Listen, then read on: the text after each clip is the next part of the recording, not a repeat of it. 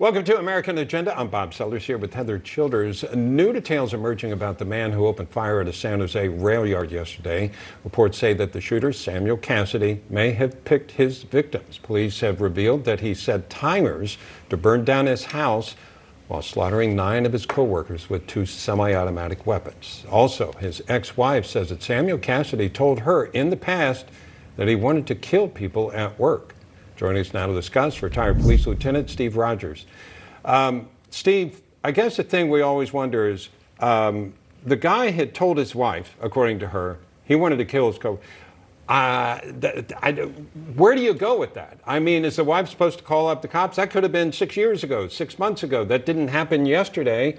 I don't think they're still together. But how do you deal with that kind of thing? Because obviously there's a mental problem. Yes, there is. Let's keep a couple of things in mind.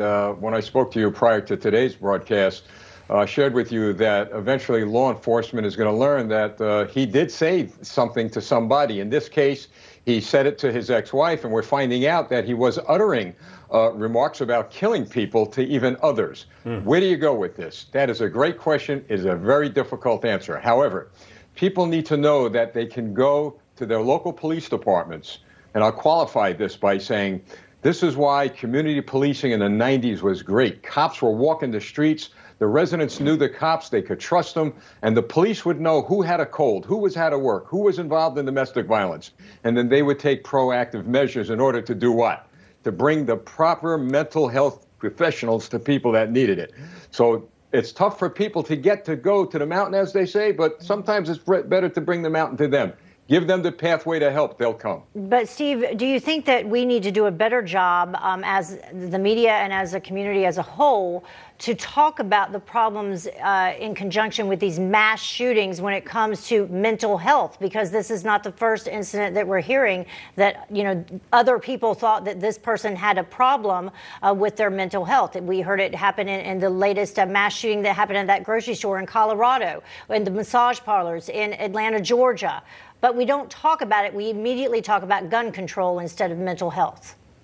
Boy, you hit the nail on the head. The fact of the matter is, you're right, but it will begin in our school systems from high school, maybe even in the upper elementary school levels. Unfortunately, when you talk about mental health, there's a stigma.